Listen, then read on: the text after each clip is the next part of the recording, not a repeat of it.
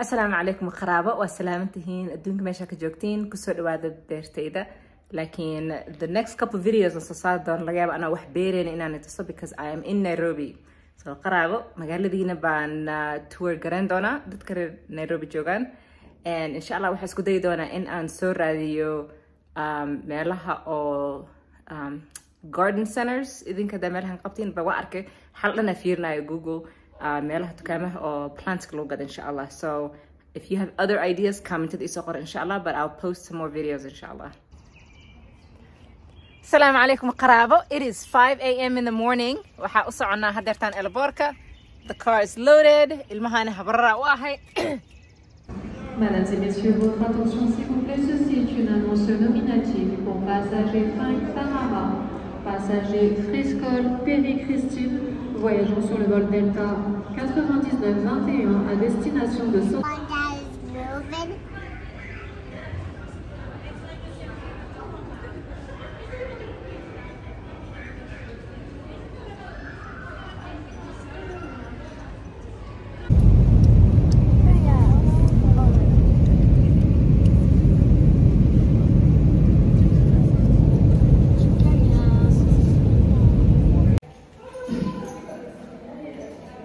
Alright, we're going to sleep.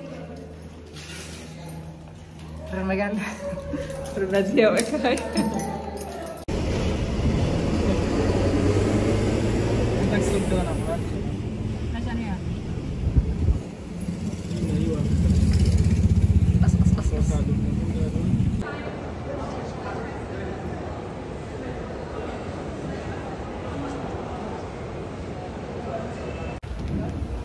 Welcome walaalkay waaya Abdullahi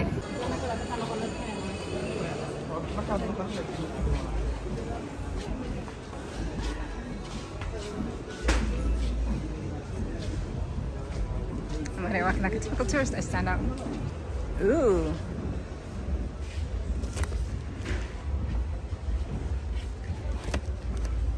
These are my favorite.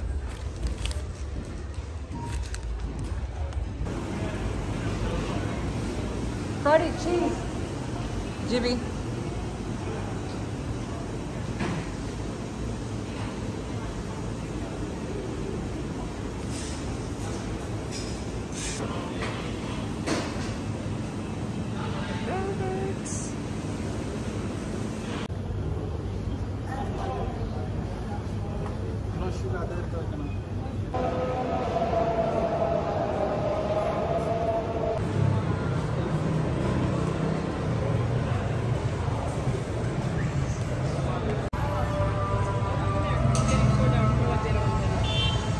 الروب مسك أسود. لا بس يلاك تاني.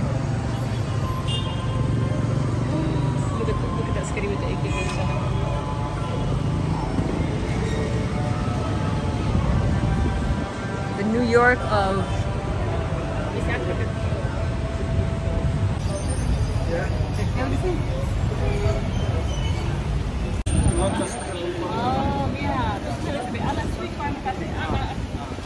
هذا صدرت هذا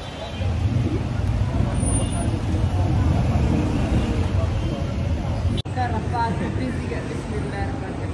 Oh my god.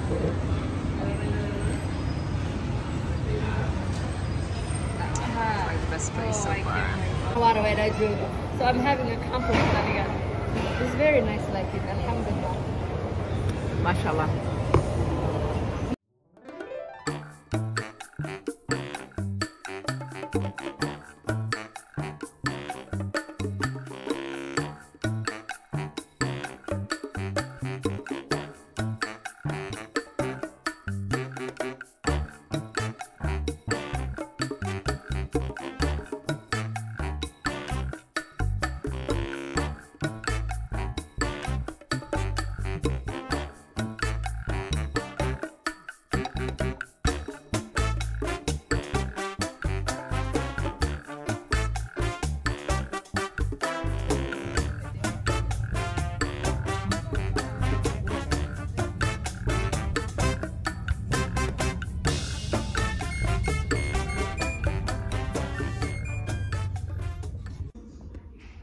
قرابو waxaa ka hadartan waxaa kasoo galnay BDS mise DBS isliya ka imaaday dhasta iyo maakano luuqasa u galaayay iyo mootasa u gafgafaayay.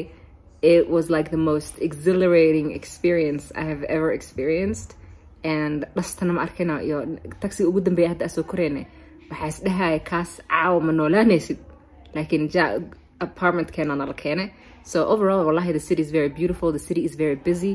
And wallahi busy ka imaada ani is busy gaanita isku mid ma aha because dadka dhalinyarada ordooyaan mashallah. So the experience has been amazing. Mallka waxaa ka tagana isli cabaa dhex marnay suuqa lugta marmarinay and then waxaa dhex galnay mallka markaas AC gana kor like we just bought some juices and stuff. But it was like so funny because waxaa arkayna a couple times waxaa arkay dhalinyarada ma arkayna oo wiilasha niman waaweyn xataa gacanta sa isku haystaan isla socdaan like inay jid goynayaan camal mallkeena dhex marayaan waqtiga. But for me niman yaal waaweyn oo gacanta is haysto caadi saa iska dhahayaan. It was very very cute because meesha ka imaan anaga wax wasaq loo fikiraya like meeshan it was different culture.